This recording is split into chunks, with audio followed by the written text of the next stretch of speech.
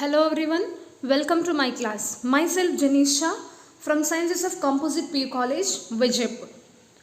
Today I am going to discuss about under the revision session a few 4 marks questions from the chapter Determination of Income and Employment. Then let me discuss about those important questions. So those important 4 marks questions. First one, briefly explain the investment function, and question number 2, briefly explain the aggregate demand function. Dear students, already you studied about the one concept, that is consumption function, right? So now today we are going to discuss about the investment function. So as you know that the consumption function, in that is the functional relationship between the consumption as well as the income, right? So like that only there are two components under the consumption function, that is autonomous consumption as well as the induced consumption. Those things you discussed already. So like that only under the investment function. Before that you came to know about that what is investment.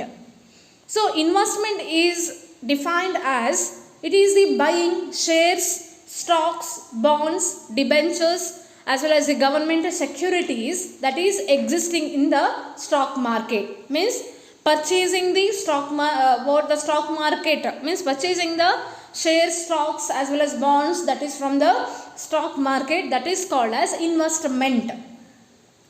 See, according to J.M. Keynes, according to him, investment refers to real investment which adds to the capital stock. Means those investment which adds to the capital stock, production and purchase of capital goods. So this is called as investment according to J.M. Keynes. Now we will discuss in detail regarding this investment function. In a two-sector model, there are two sources of final goods. As you know that first one is consumption and the second one is investment. And also the investment function which express the functional relationship between investment as well as the income. Okay, so the investment function which shows the functional relationship between the investment as well as the income. So this is called as investment function. As it is, we can say that under the consumption function also we know that is the functional relationship between consumption as well as income. Like that only the investment function also says that functional relationship between investment as well as the income. And this investment function we can written like this, that is I is equal to I bar. So this is what the equation of what investment function. In a two-sector model, investment means that is autonomous investment, that we can say that I is equal to I bar. And then what is autonomous investment? So autonomous investment is nothing but it is the independent of income. Means the investment, if it is independent of income, then it is called as what? Autonomous investment.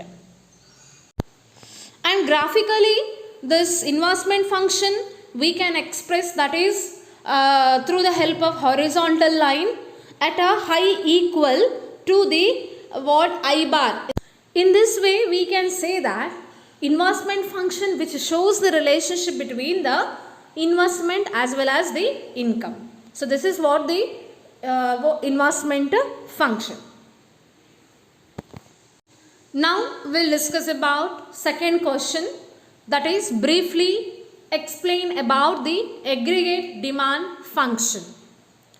Dear students, as you know that demand means what? Desire or the ability to buy the goods and services. A person's ability to buy the goods and services, that is for the demand. Yes, or individual preference is also we can say that generally demand. So then what is aggregate demand? The word aggregate is nothing but total.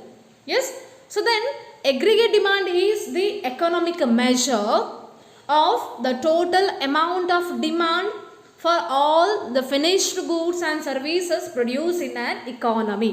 So then what is aggregate demand? So aggregate demand is nothing but the total demand, total amount of demand which is demanded by the people, okay, for what? That is for the finished final goods and services in the economy. So this is called as aggregate demand. So total demand which is demanded by the individual for all the finished goods and services in the economy. Graphically, we can obtain aggregate demand function, that is by adding the consumption and investment function vertically. Then how to obtain the aggregate demand function? That is graphically we obtain the aggregate demand function by adding vertically consumption function as well as the that is investment function. So the result of consumption function and investment function we obtain aggregate demand. And also aggregate demand function which is made up of total consumption and investment in a two-sector economy. So total consumption and investment that should be consist under the aggregate demand function. So total consumption which is comes under the household sector as well as the total investment which also comes from the producer or the firm sector. As you know that under the two-sector model there are two sectors. Yes, that is firm sector, another one is a household sector. So the total consumption which belongs to which sector? That is household sector. Total investment that is belongs to firms or the household sector. And also aggregate demand function which is made up of total consumption and investment in a two-sector economy. So total consumption and investment that should be consist under the aggregate demand function. So total consumption which is comes under the household sector as well as the total investment which also comes from the producer or the firm sector. As you know that under the two-sector model there are two sectors. Yes, that is firm sector, another one is a household sector. So the total consumption which belongs to which sector? That is household sector. Total investment that is belongs to firms or the household sector. That is we can express, that is household sector demands for consumption, that is capital letter C, and the second one firm or the producer sector demands for investment, that is caps letter I, so that we obtain aggregate demand. So aggregate demand is equal to C plus I. Okay, so the result of C plus I means consumption as well as investment, we obtain aggregate demand. Now this we can express with the help of a graph. According to this graph, you came to know about that the aggregate demand function is parallel here, that is in the consumption function.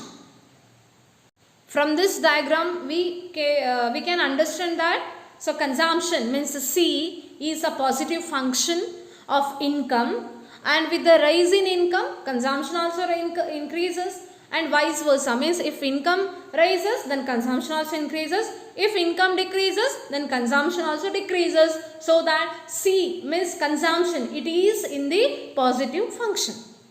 And second one, capital letter C, it always positive. Why? Because even at the zero level of income, means autonomous consumption, as you know that even if zero is zero level of income, then also consumption is always positive. So this is what second one. And capital letter I, this is what autonomous investment, and which is not influenced by the level of income. As you know that autonomous means which is not dependent on the income. So it is not always influence the level of income.